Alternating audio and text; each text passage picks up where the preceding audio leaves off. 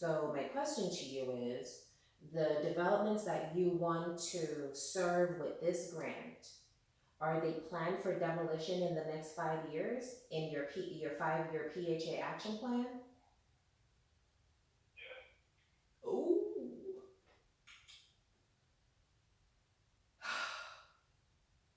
So if we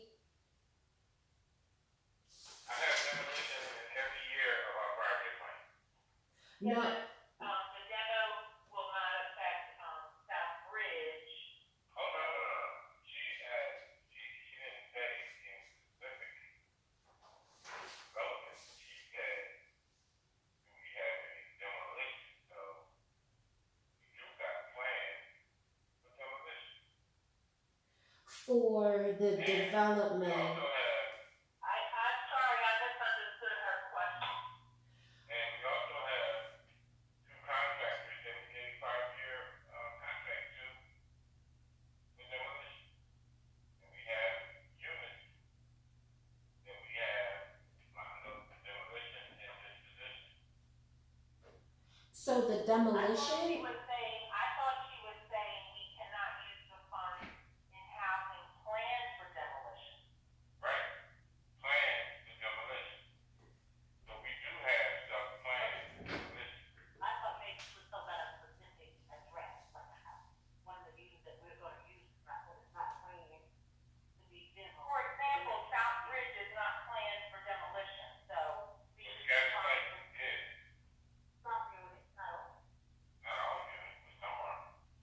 So basically, if I'm not mistaken, what she's saying is, if you had something that came up, right, not planned, the demo that you had to demo is one thing.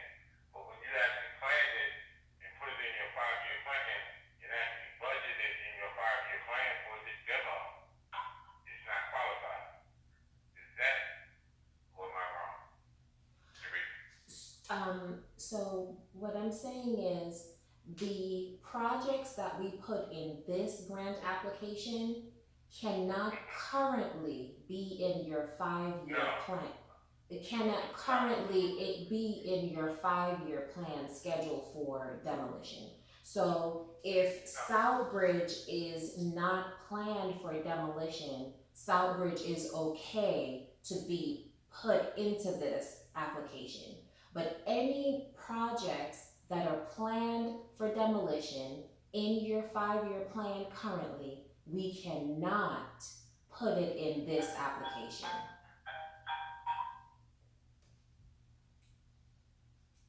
So you can have demolition in your 5-year PHA action plan. That would be no problem. It just cannot be any developments we are proposing to serve with this grant funding. Okay?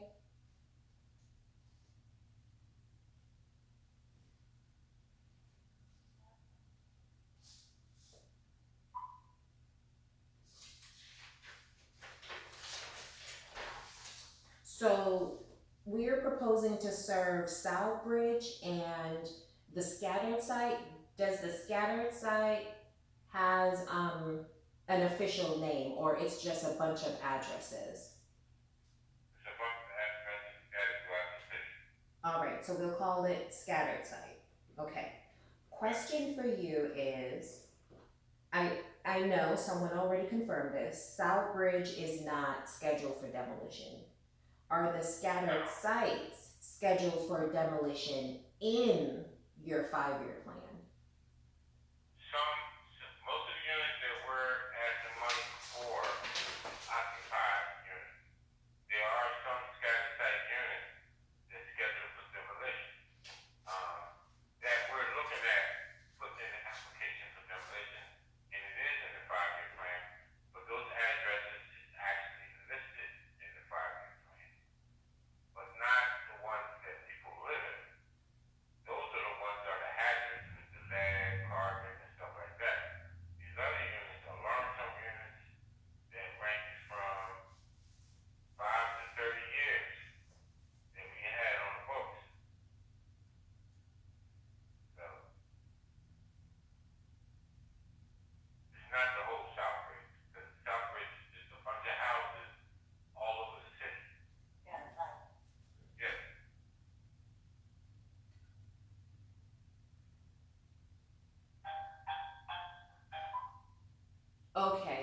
So then we have to be careful that the addresses that we're using in the application are not the addresses that are in the 5-year action plan. Because if they are, then, well, it's just a matter of they won't make us ineligible. They'll just say this house can't be funded. So we'll be fine.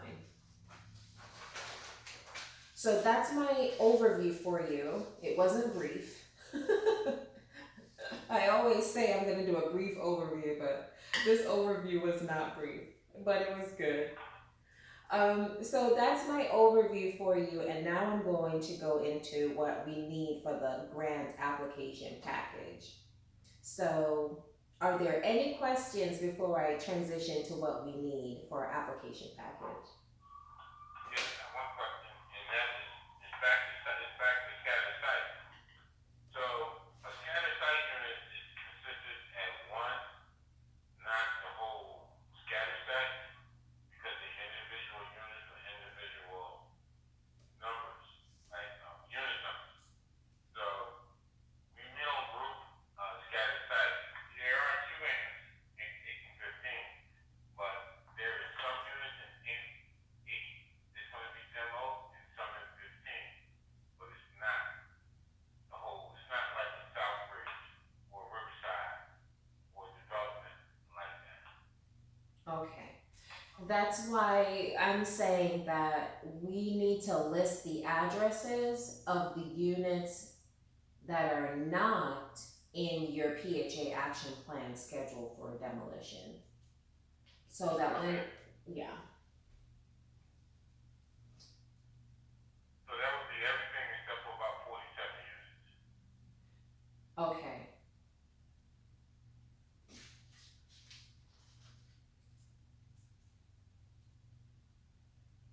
Are there any other questions before I go to what we need in our application? All right. So for our application, we have the opportunity to score 102 points. When HUD gets the applications, they will first do an eligibility review. So they'll review our application for eligibility. If there's anything that we are that could make us eligible at this point, we would become eligible. So things like if the development were a RAD development, that would just make us ineligible and we would fail right there. If we pass eligibility, we move on to the review of the criterions. And of course, as you know, this is a competitive grant, so the applications that are the highest scoring will win the grant. So line item 13 in the email after this kickoff meeting, we'll request your grants.gov username and password to submit the grant. Line item 14 and 15 is not applicable to you. Line item 16, the SF 424, we will complete. These are all the items now that will be in the grant application. Line items, I have a question. yes. I thought I heard you say we will be submitting a grant. Yes, we will submit it if you want. If you want to submit it yourself, you can do that. No, I think we're contracted with you to submit all the grant necessary paperwork. And we will submit it. That's why we'll request the grants.gov username and password. So we, your grant writing company, will submit the grant. Line item 17, the SFLLL, we will complete. The HUD 2880, we will also complete. Line item 19, the HUD 50075.1, we will also complete. You can request a technical expert, and you can also request the temporary relocation of the residents, which we will do. Rating factor 1, the housing hazard, we spoke about already. Rating factor one, the housing evaluation, that's the some sort of proof that you believe you have an issue we spoke about already. Rating factor two, your narrative needs statement, we will complete. Rating factor three, the soundness of approach. So soundness of approach and cost estimate is basically they want to see that you have some sort of estimate for the work that you think you need and the costs. So my question to you is, do you have a third party cost estimate that shows um, how much it would cost, how much it would cost to test for the lead and to abate the lead? Do you have any cost estimate for that? No, we don't. Is it possible that you can ask one of your contractors to do a cost proposal for you? Or not one of, definitely someone who is licensed and experienced in lead-based paint inspection and removal and abatement. The people that did the inspections for Southbridge probably be qualified to do that. All right.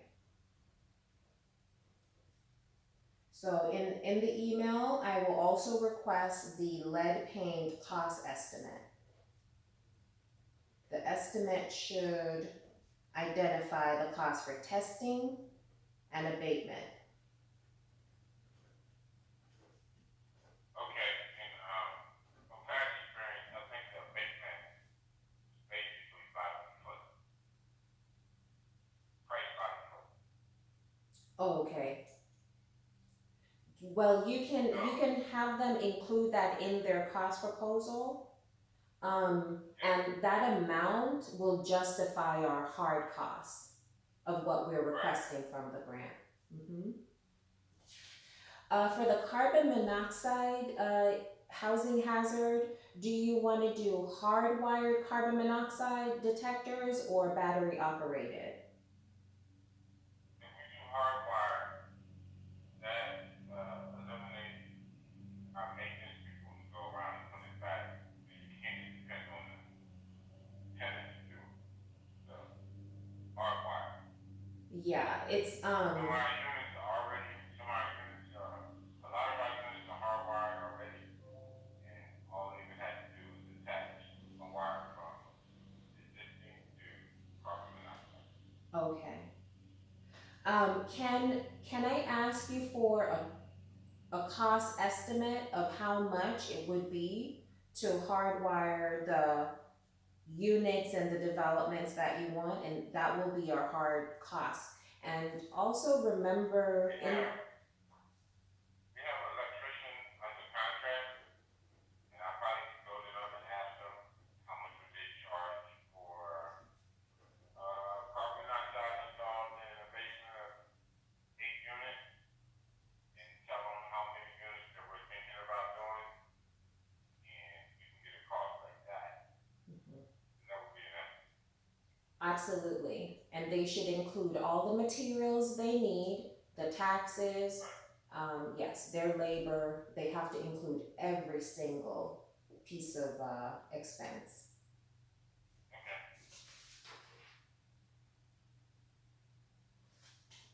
All right, now for the mold. If I can have you do get a cost estimate from another general contractor, which because you did some, that would be perfect, um, of how much it would be to inspect, to test for, and then to eliminate the mold, if we can get a cost estimate for that. So let me ask you a question. Once we eliminate the mold, we actually got to do something so it don't come back. Mm-hmm. Under this particular setting, it's always moisture. Yes. So you can spend $1 million, $2 million to eliminate the mold, but if you don't do something about the whole situation, then you, your problem very true. That's my point. That's my point. That these units are tight and they need ventilation to prevent mold. Now we went in and put in dehumidifiers, right? But to add to that was the ventilation fan taking, changing the air in the units because of the air. So it's Perfect. not all about just the mold, but the quality of air can be bad, and that's a hazard. People get sick behind it. So, I agree. So and that's the why I put it on there, all related hazard on my email to you. So I agree with you. Include that, the air ventilation equipment, and the labor to install or put in the hair ventilation system. Include that in your cost estimate. As Okay. long as it's a one-time hard cost, whatever it is that you want to do, you can do that. Okay.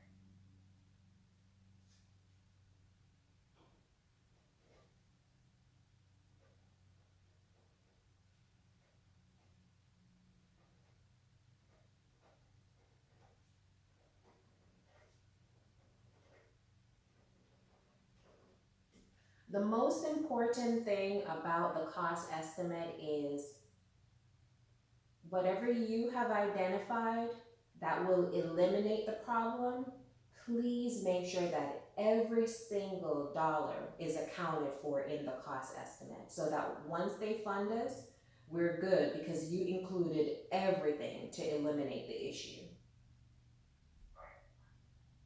All right, line item 24, rating factor 4 is past performance. So they will be checking to make sure that you have or don't have OIG audit findings. And we'll get 5 points for that if there is no OIG audit findings. We'll also get 8 points if the field office confirms that you're fully drawn down in locks and you have no outstanding reporting requirement. So um, definitely reach out to your local field office to make sure that they're not waiting on a report. Because if they think they're waiting for something, you can just easily send it to them so that they don't report back to HUD that they're missing reports. And also, finance is on the call. Make sure that all monies are drawn down in locks and current because they will be checking locks. And if you have money in e-locks that should be drawn down, they'll take points away from this 8 point system right here. And we need all our points. Okay? Yes. Do you Uh, suggest that we reach out to our field office and let them know that we're applying for this grant and um, someone is going to be reaching out to them for information about abs- this grant? Absolutely. Absolutely.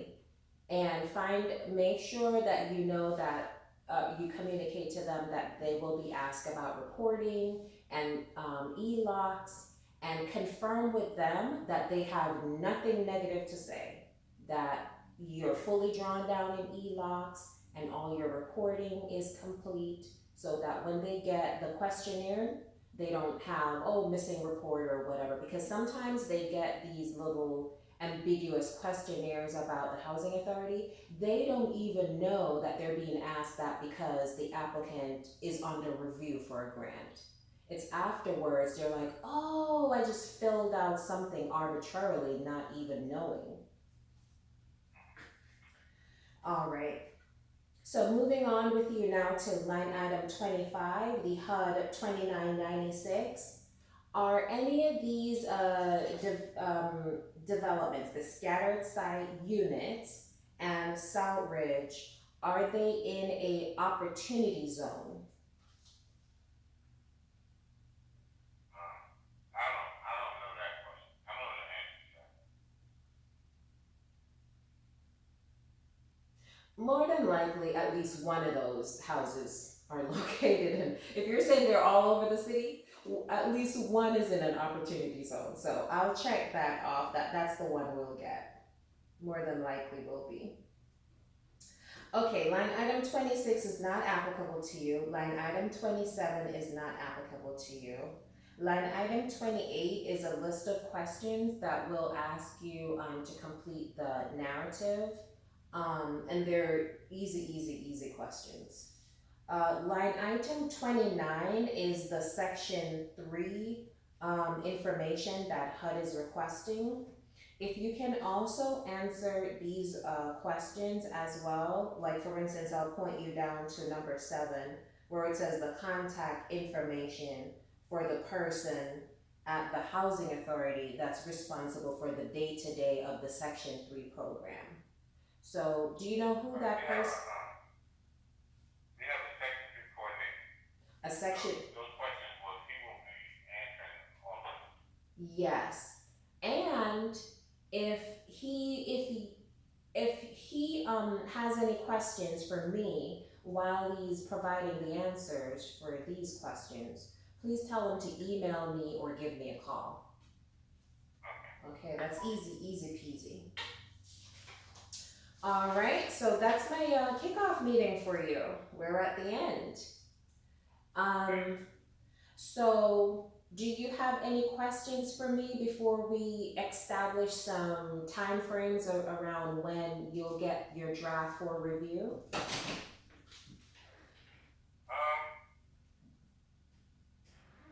Yes. I'm trying to get this grant. It's a well-needed grant. Mm-hmm. I think it can help the housing authority and the capital development department because of the money that we try to use to maintain and take care of some of these issues that we had. Mm-hmm.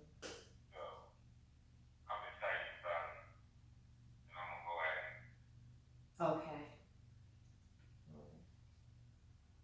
I do like that.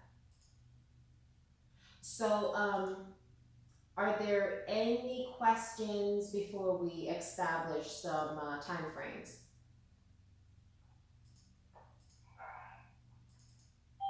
Okay. So we had our kickoff meeting today, which is the 22nd, right? Yes, it is. So after this kickoff meeting, Mr. Means, who's on the line, will send you an email, and in the email will list all the things that I just went through with you. So we did spend some time talking about what pieces of evidence will show to say that this is why we believe that we need to test for these things. So in this email, we'll ask for things like that, okay? So Mr. Means, can you tell us when you'll be able to send out that email? We'll be sending it out this afternoon, about 4:30. 4:30 this afternoon, okay.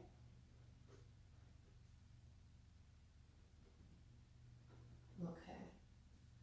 All right, now the ball is back in your court, Mr. Johnson. After you receive the items today, when do you think you'll be able to return the items back to us?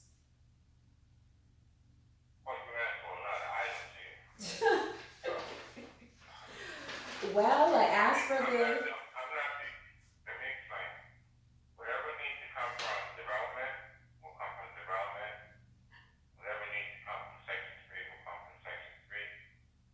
Whatever needs to come from LIPH will come from them. We will put all this stuff together as a team and send it over. So I can't speak for everybody on when they can have certain items.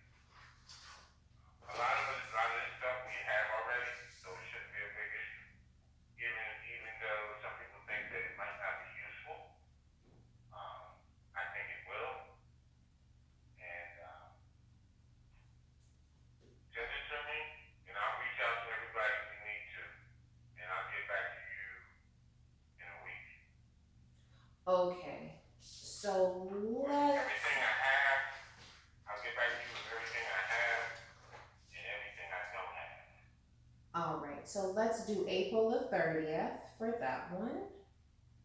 April 30th. All right. So now I'm going to throw the ball back over to Mr. Means. Provided we get everything back by April 30th, Mr. Means, when do you think we'll be able to have a draft for review? I would give about a 2 week time to get everything together. So April 30th, all the documents are in. May 14th, I should be able to have a draft. Okay, May 14th. All right, so May 14th. So the deadline is May the 25th, so that's good, that's good. So May 14th is our tentative deliverable to have the draft application package back to you for your review, operating off of these deadlines. Is May 14th okay with you to get a draft for your review? Sure. I mean, whenever you come up with that, fine for us. Okay. As long as you make the deadline for the grant, that's not very concerned about. That is very much important. You have to be in it to win it, for sure. You do. So when you send over, I would like you to basically send over your request for a document in a more simple form, like one and however many it is, just list them. So I'll know exactly who to go to get that particular information. Is that possible? Is that possible, Mr. Means?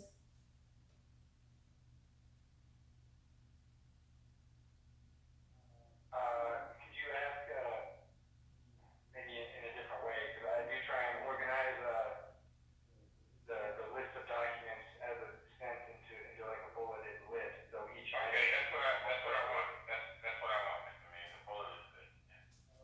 Oh, okay, yeah, so it'll be something. All right, thank you.